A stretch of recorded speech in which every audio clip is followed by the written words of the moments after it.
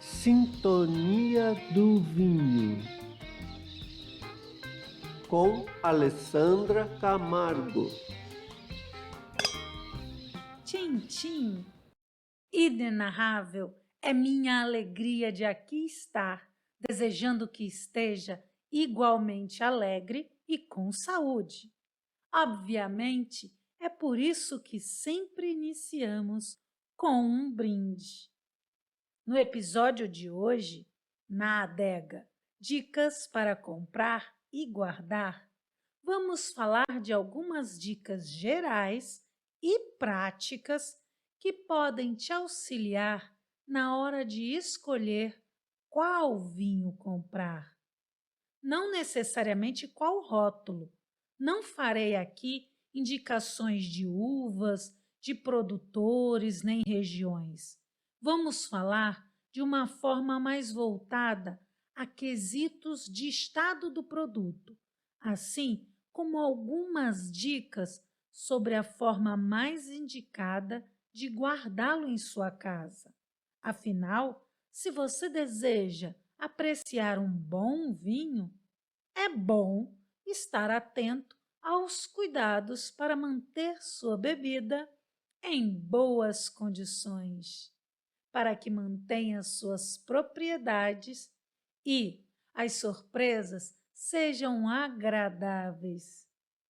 Façamos o possível para evitar aquelas surpresinhas desagradáveis.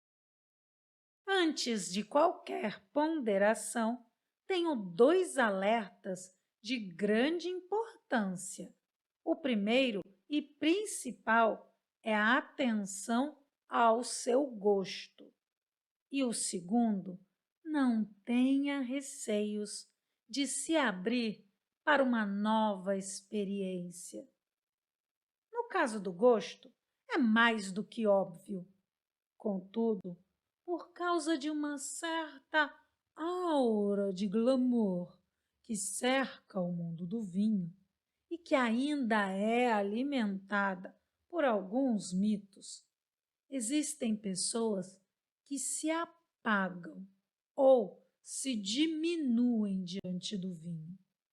Eu, no entanto, com tudo o que venho aprendendo e experienciando nesse mundo, sou da opinião de que o vinho não pode suplantar quem somos.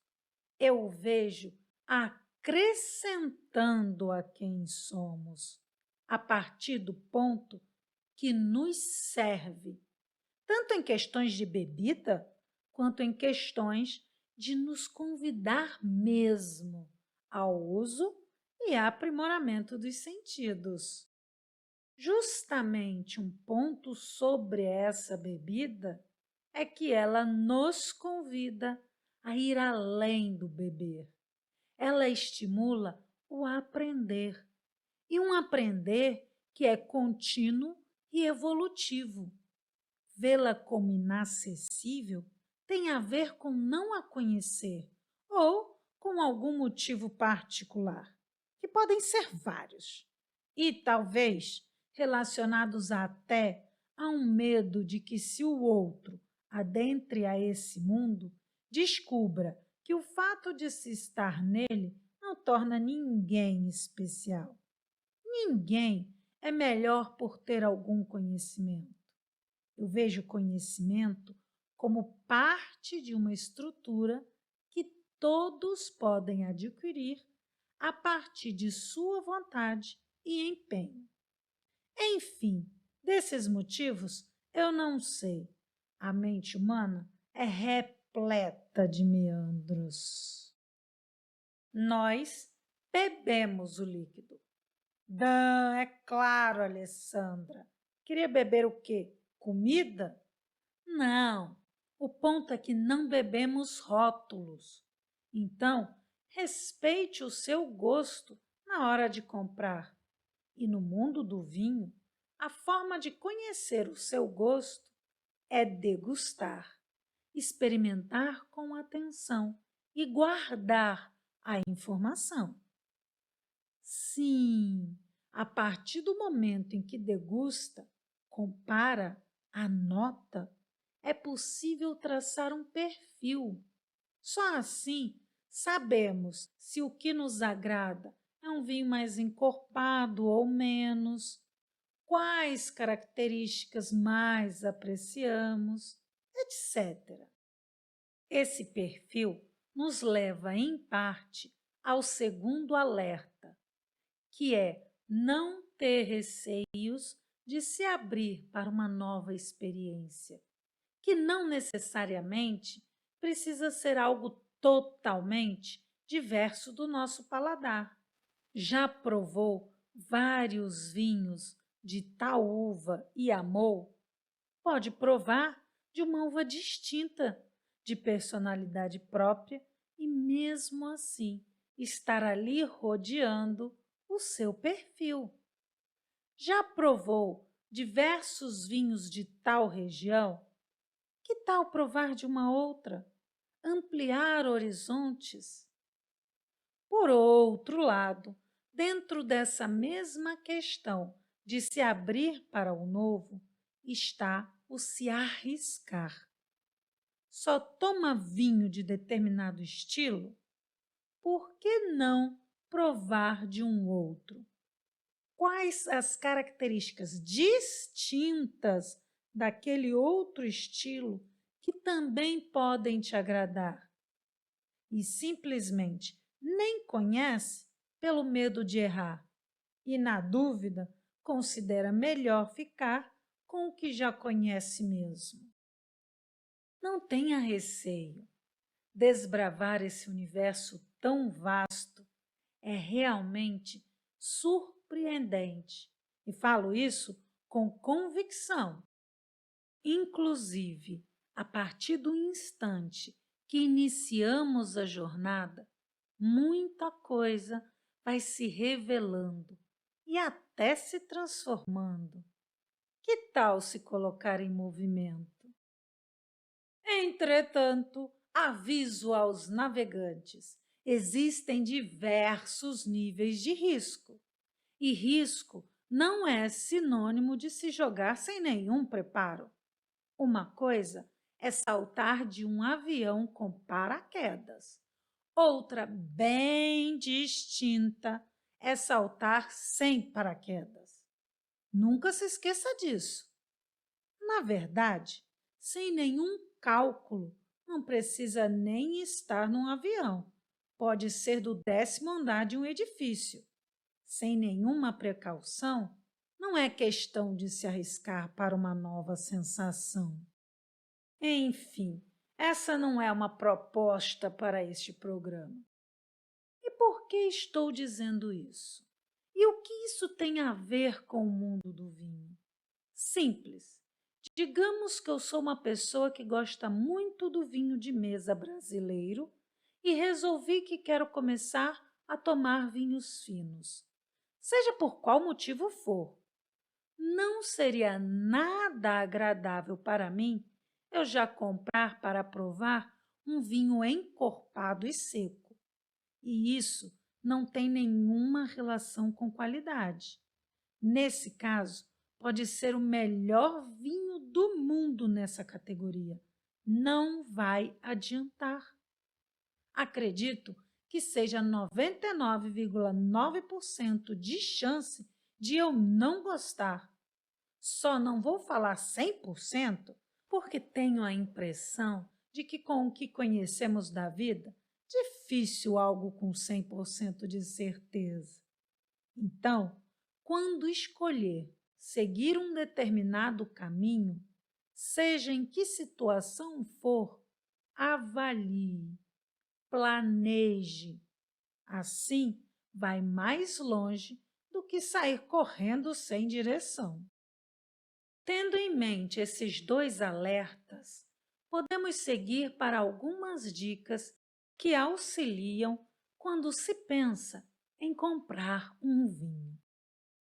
Quando se pensa em comprar o que quer que seja, é necessário que tenhamos perguntas que norteiem nossas escolhas e apesar de muitas delas serem básicas para todo tipo de compra, nós seguimos pensando no vinho.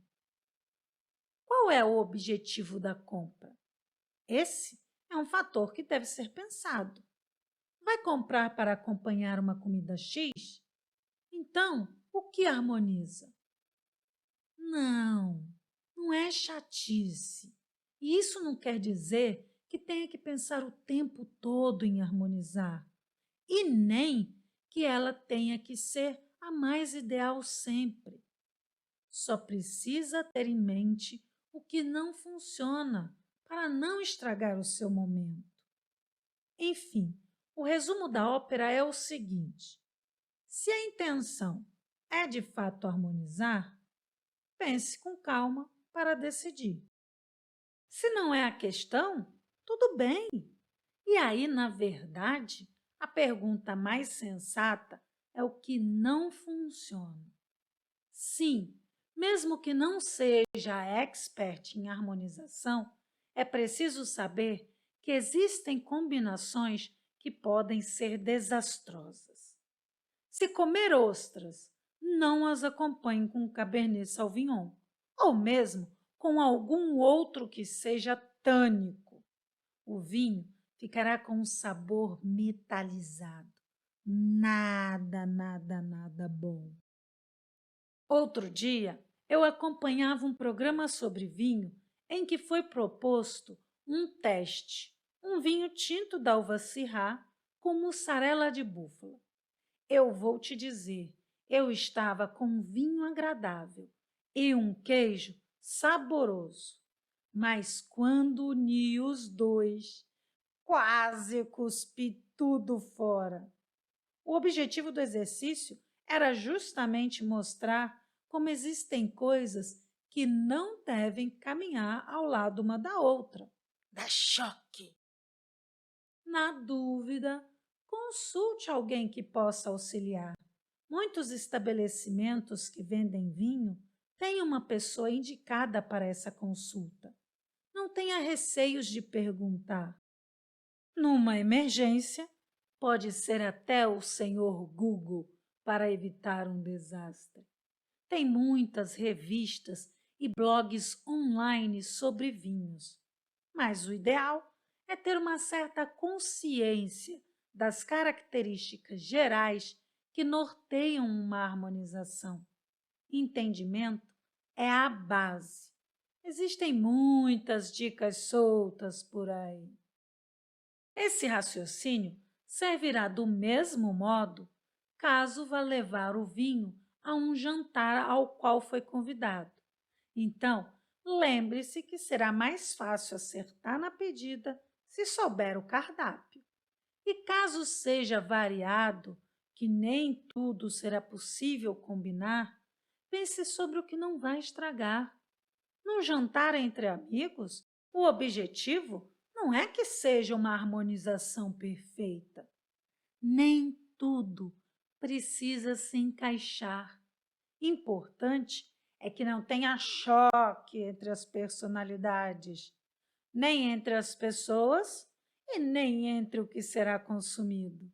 Princípio básico de uma sociedade que valoriza o convívio. Vai dar de presente? Então, ter uma noção do gosto de quem receberá o presente vai bem. Já pensou em dar um chocolate 90% cacau para quem ama chocolate ao leite? Ou vice-versa? Pois é, no mundo dos vinhos existem variações extremas assim. Em resumo, você já percebeu que tanto gosto quanto ocasião são fatores importantes para serem analisados na hora da compra. Outra dica de compra é: saiba onde está comprando. Se ainda tem dúvida do que vai comprar, escolha um local que ofereça uma boa variedade de rótulos. Tenha uma visão do geral do modo de armazenagem do estabelecimento ou opte por aqueles que tenham boa rotatividade, para minimizar riscos de comprar bebida deteriorada por condições inadequadas da armazenagem. Já já vou falar um pouco mais sobre esse item. Atenção à safra! Lembre-se que a grande maioria dos vinhos existentes no mercado são apropriados para o consumo ainda jovens. Todo vinho tem o seu período ideal de consumo, nem antes e nem depois. Antes, ainda não alcançou a sua capacidade de entrega e depois se deteriora. No caso dos jovens, quando estão nas prateleiras, estão prontos para o consumo. Claro que não é mandatório que seja imediato. Contudo, eles não devem ser guardados anos a fio. Examine a garrafa, observando o nível do líquido, se a sua vedação está em boas condições e se a cor do líquido não indica oxidação, no caso de garrafas mais claras. Até porque o fato de um vinho estar numa garrafa clara, provavelmente, se não for um experimento da vinícola, da qual eu não faço ideia, isso por si só sugere que é um vinho jovem, ou seja, que está no período de consumo indicado, caso não tenha ficado tempo extenso sem ser vendido. Por isso é bom saber safra e observar cor quando possível. Custo-benefício segue na pauta. Há inúmeros fatores que influenciam no custo de um vinho. Desde custos com a vinicultura, vinificação, manutenção da vinícola, impostos, marketing e até a marca. Sim, uma marca solidificada tem seu valor agregado. Você pode aceitar isso ou não. E esse é mais um tema que eu não discuto.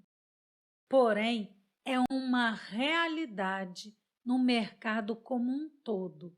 Ou você não conhece o apelo de uma Ferrari? Independente de que tenha verdadeira paixão por um Fusca e ele atenda muito bem às necessidades de locomoção. Esta é uma comparação entre extremos que servem muito bem ao mundo dos vinhos, embora comparações com realidades mais próximas igualmente nos forneçam uma ilustração satisfatória, além de nos serem mais úteis. Conforme a opinião pessoal, um carro 1.0 do modelo X é melhor do que um outro com desempenho do motor similar, mas do modelo Y. E, no geral, sem nos ater a tecnologias diferentes, um modelo 1.4 é melhor do que 1.0 e com pouca diferença de valor, o que pode fazer com que seja mais vantajoso adquirir o 1.4. Mas também tem o caso de que o 1.0 seja de uma tecnologia mais moderna. Pode ser que o seu desempenho seja melhor do que outro 1.4, mesmo sendo mais barato. Se envolvermos na questão um modelo 2.0, aí a diferença já cresce mais em vários sentidos e será preciso analisar o que para você será melhor em todos os quesitos. Então, de uma forma bem simplificada, falamos de uma relação de custo-benefício e aliamos em sequência a necessidade para cada pessoa. Embora se tenha alguns parâmetros a serem vistos, essa é uma análise que é pessoal e intransferível.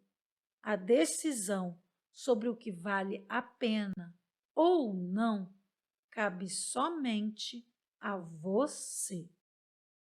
Percebe onde entra a questão de conhecimento, inclusive de outros fatores que irão agregar valor e determinar preço. Assim ocorre no mundo do vinho. É por isso que a cada dia é mais fácil se ouvir de vários profissionais da área frases que digam que não é o preço fator determinante para que o vinho agrade ou não, que a questão é muito mais de saber escolher. No fim das contas, o que vale mesmo é o seguinte: devemos nos manter em patamares que nos permitem tranquilidade para desfrutar. Dentro desse patamar, aprendemos a selecionar, sem crises existenciais ou desalentos pelo que não é. Ó vida, ó tristeza, nada disso. É melhor deleitar-se com o simples do que chorar pelo luxo. No entanto, porém, contudo, todavia, não estou te dizendo que não pode apreciar o luxo. Nada disso. Só que não faça sua alegria depender de uma condição tal. Lembre-se, o tempo pode avinagrar até o melhor vinho. Pense nisso. Na questão práticas de mercado, podem acontecer boas oportunidades. Uma promoção pode ocorrer para liberar estoque, por mudança de importador, entre outros. Mesmo diante de uma promoção, não dispense os cuidados básicos para uma boa compra. E tem mais: a falsificação existe no mundo dos vinhos. É um mercado muito grande, do qual não se tem dados exatos. Na mídia, só figuram as grandes apreensões. E, pelo que se tem visto, apesar de envolver em grande parte os rótulos mais famosos, parece que não está restrito apenas a eles. Então, sim, procedência exige atenção. E agora, vamos falar um pouco sobre guardar o vinho comprado. É óbvio que esse é mais um tópico em que você tem a régua. Qual é o espaço de que dispõe? Qual a quantidade de garrafas que costuma manter em casa? Você pode desde dispor de um espaço para poucas garrafas até um cômodo inteiro para ser sua adega. Há opções variadas para atender suas necessidades e expectativas. Aqui falaremos de cuidados que devem ser observados num contexto geral. A primeira pergunta a ser respondida é: quanto tempo o vinho precisa ou pode ser guardado? Nem todo vinho melhora com o tempo. Isso é fato. Eles existem, porém são minoria. São os chamados vinhos de guarda. Para fazer jus ao valor de um vinho de guarda, é fundamental saber a hora de beber. Esses são vinhos que ganham elegância e complexidade com o tempo. É preciso saber aguardar o seu tempo, que pode ser décadas. Tudo depende de sua estrutura. Contudo, se esperar demais, ele perde equilíbrio e pode até deteriorar. Essa é uma das chamadas artes sutis de um vinho. Saber a hora certa de abrir. Hora errada estraga a experiência. E se for um vinho jovem? A grande maioria dos vinhos que são comercializados enquadram-se nessa categoria. Estes já estão prontos para beber.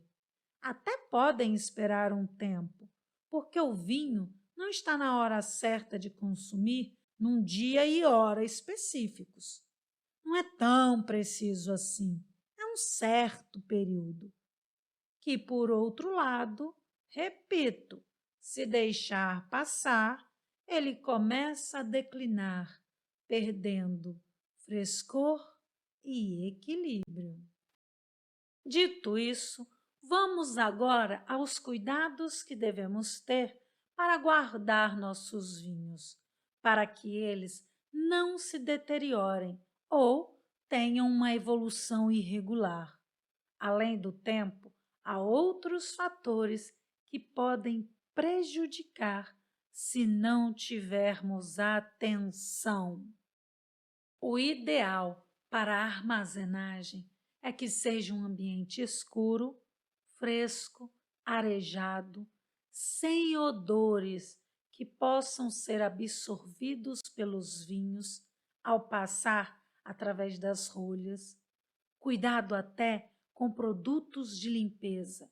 No local em que armazena os vinhos, é melhor limpar apenas com água, sem trepidação e barulho intenso, que também causa uma vibração. Não coloque os vinhos em móveis que fiquem próximos a máquinas de lavar roupa, por exemplo. Podemos dizer que o vinho é uma matéria viva, ele segue se transformando. Por isso, todos esses cuidados, que são para garantir que não haverá influência de forma indesejada na evolução do líquido. Simples assim. Você poderia me perguntar agora sobre os vinhos que passam justamente por certas condições consideradas assim adversas, para melhorar sua evolução. Só que nesses casos são vinhos específicos, com certas características e nos quais se foram constatadas essas melhorias. Lembra do Torna Viagem? Eu falei sobre ele no episódio 6, intitulado Nomenclaturas. Tem coisas bem interessantes por lá. Se não ouviu, depois vai lá e ouça. Voltando aos nossos pontos, locais com pouca variação de temperatura. Se a temperatura for superior a 19 graus Celsius por um período demasiado longo, corre-se o risco dos vinhos envelhecerem muito rápido e mal. Se são vedados com rolhas, as garrafas devem ser mantidas deitadas para que o líquido fique em contato com a rolha, para evitar o ressecamento dela, o que permitiria o ar passar em maior quantidade, o que pode levar à oxidação do líquido. Caso sejam prateleiras com variação de altura, os brancos devem ficar na parte inferior, porque gostam de temperaturas mais baixas. E como as temperaturas mais baixas são mais pesadas, ficam mais próximas ao solo. Se costuma ter alguns vinhos em casa, uma boa solução são as adegas climatizadas semelhantes a refrigeradores e que existem no mercado com variados tamanhos e capacidade de armazenamento. Para as pessoas que vão transformar um cômodo em adega ou até mesmo construir uma, eu aconselho a se informar com quem entenda de vinhos e não faça simplesmente com um empreiteiro que não tenha essas informações, porque é necessário, além do controle com temperatura, controle também com a umidade, que deve ser em torno de 75%. Um ambiente muito seco pode comprometer as rolhas e, por outro lado, um ambiente muito úmido favorece a formação de fungos que podem estragar as rolhas, transmitindo à bebida um gosto de mofo, além de provocar a deterioração. É bom ter um higrômetro no ambiente. Analisar a melhor posição para as prateleiras por causa da corrente de ar e a iluminação deve ser pouca. Luz elétrica ou solar tem ação redutora, acelerando o envelhecimento e modificando a cor. O tinto se torna esmaecido e o branco escurecido. Enfim, há detalhes a se pensar. E que para quem vai investir numa adega, é melhor que seja bem feita. E mesmo que o caso seja apenas de guardar umas poucas garrafas, pense nesses detalhes para escolher o lugar em que as colocará. Outro ponto é que é bom ter certo controle sobre o que tem em sua casa, dependendo da quantidade que se tenha.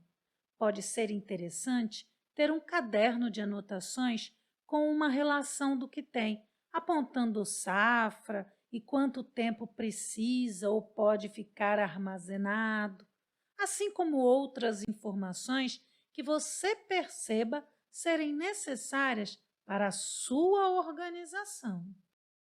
Pensando nessa organização, os rótulos para cima facilitam a identificação da garrafa. Nesses tempos em que compramos muito pela internet, e mesmo quando não, é difícil saber por quais tribulações podem ter passado o vinho. É bom deixar uns dias, uma semana ao menos, a garrafa em boas condições de armazenamento, quietinha, para descansar e recuperar o seu equilíbrio, caso esse tenha sido alterado.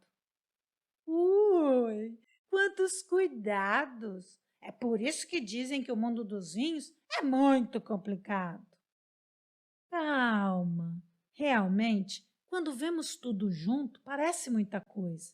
Mas observe bem como, em sua maioria, são cuidados que seguem um raciocínio lógico, que, à medida que conhecemos, descomplica totalmente.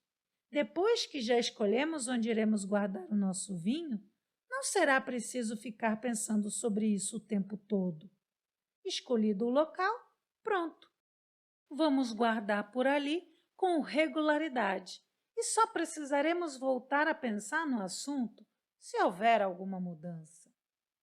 Análises na hora da compra também se tornam hábitos, como quando se aprende a dirigir, que precisamos de um passo a passo do que fazer antes mesmo de girar a chave. Às vezes, até lista decorada para não esquecer na hora da prova. E depois, fazemos tudo em segundos, sem nem nos dar conta. Todo aprendizado novo é assim. Só para encerrarmos esse assunto, para quem está iniciando no mundo do vinho, é bom saber que tem muitos acessórios. E aqui entre nós, a maioria não é absolutamente essencial, mas eles podem ser úteis. Então, a dica é mais uma vez: avalie segundo os seus próprios critérios. Nem o saca-rolhas nos dias de hoje é sempre requisitado. Com as atuais opções de bag-in-box, lata e garrafas com screw cap. Mas, como não é um item caro e nem que ocupe grande espaço, no caso do manual, eu sugiro que tenha, até para que não lhe seja um limite na hora de escolher qual vinho comprar. O abridor que te oferece maior estabilidade para remover a rolha é o de 2 tempos.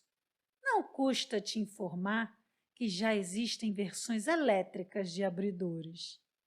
De qualquer forma, é você quem escolherá o que irá adquirir, ou não, para sua incursão pelo mundo do vinho. Eu apenas informo e busco trazer os porquês para dar embasamento para as suas escolhas. Espero que possamos nos aproximar no decorrer dos programas para que me diga o que tem achado. Quero muito saber sua opinião. Quem sabe receber dicas suas. Todo o feedback é importante. Siga nosso Instagram, Sintonia do Vinho, envie um direct. E se tem apreciado o conteúdo que lhe trago nesse programa, compartilhe-o com os amigos, ajude-nos a crescer. Sintonia do Vinho. Compartilhar a vida, ouvir o outro, trocar experiência, ceder às vezes, faz parte de nossa jornada por esse mundo. Porém, a responsabilidade de cada decisão é somente nossa. Aprendamos a avaliar. Tchim, tchim.